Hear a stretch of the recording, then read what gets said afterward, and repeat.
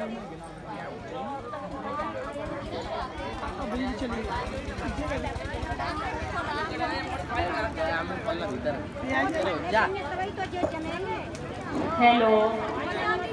हमें एक गिलास में पानी दे दो नाना जी।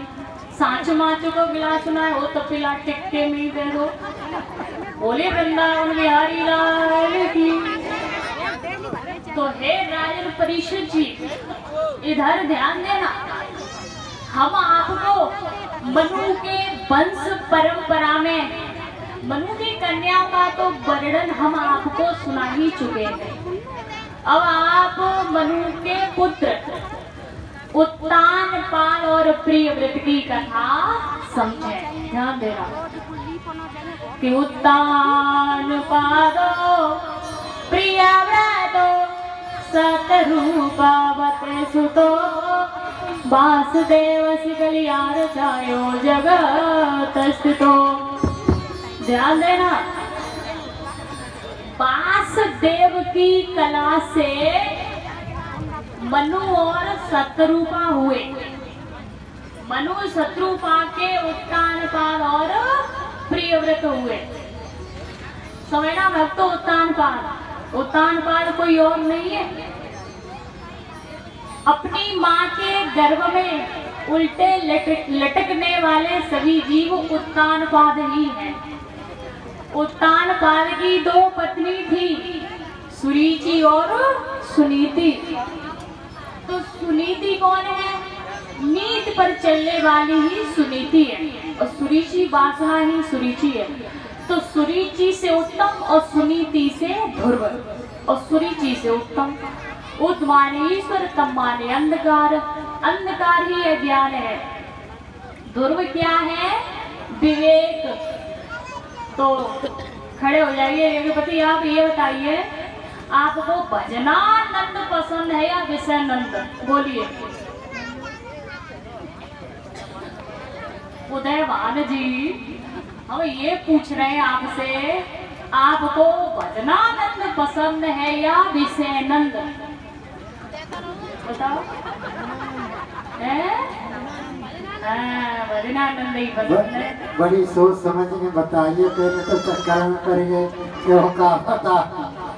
चलो तो ठीक है, दे रहा है, दुरुस्त है।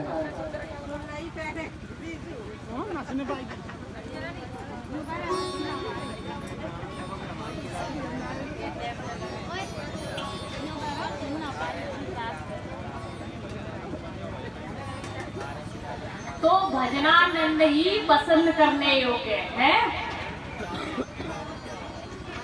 भजनानंद ही पसंद करने योग्य, क्योंकि विषयानंद में तो जवानी में सुख और बुढ़ापे में दुख। भजनानंद में जवानी में दुख तो बुढ़ापे में सुख। भजनानंद ही पसंद करने योग्य है। भगवान कहते हैं, ये जीव मेरा पुत्र है, मैं इसे अपनी गोद में बिठाना चाहता हूँ। ये जीव बैठता नहीं है, ये जीव तुच्छ सुख को सुख मान बैठा है। ध्यान देना, बलवान इंद्रिया की विध्वंस मत कर सकते। ये इंद्रियां इतनी बलवान होती हैं कि बड़े बड़े ऋषि मुनियों को भी विचलित कर देती हैं। जब व्यास जी कथा लिख रहे थे तो अपने शिष्य जैनवी को देते जाते थे चेक करने के लिए, जैनवी को। तो उसमें ये श्लोक आया कि बलवान इंद्रिया की विध्वंस मत कर सकता। मतलब ये इंद्रियां इतनी बलवान होती हैं कि बड़े बड़े ऋषि मुनियों को भी विचलित कर देती है। जैनवी बोला, महाराज ये आपका श्लोक ही पूरा गड़बड़ है। मप करसत की जगह न करसत होनी चाहिए थे। व्यास जी ने कहा, जैनवी हमारा श्लोक पूरा सही है, कुछ भी गड़बड़ नहीं है। जैनवी बोले, नहीं ये गलत है। ऐसा कैसे हो सकता है कि इंद्रियां इतनी बलवान होती है, बड़े बड़े ऋषि मुनियों को भी विचलित कर देती है। व्यास जी ने कहा, हमारी बात मानो, ये श्लोक सही है।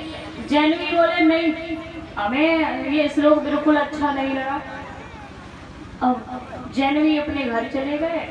एक बार ऐसा हुआ, शाम का वक्त था, जैनवी वहां खड़े थे, बारिश हो रही थी।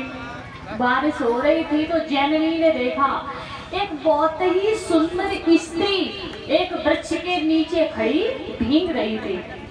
और जब वो सुंदर स्त्री भीग रही थी, जैनवी ने देखा तो जैनवी का मन थोड़ा विचलित हो गया। बोले बड़ी सुंदर है ये स्त्री तो। जैनवी बोले क्यों, तो वहाँ खड़ी खड़ी क्यों भीग रही हो, यहाँ चली आओ मेरे आश्रम में। जैनवी बोली नहीं, मैं किसी स्त्री ने कहा कि मैं तुम्हारे आश्रम में नहीं आऊंगी, मैं किसी पुरुष का विश्वास नहीं करती हूँ। जैनवी बोले अच्छा, मैं तो व्यास जी का शिष्य जैनवी हूँ, क्या आप मुझ जैसे तपस्वी का विश्वास नहीं करोगी। जब ऐसी बात की तो वो स्त्री उस आश्रम में चली गई और उसे वस्त्र दिए गए बदलने को, उसने वस्त्र पहने तो और सुंदर लगी तो जैनवी का मन और ज्यादा विचलित हो गया।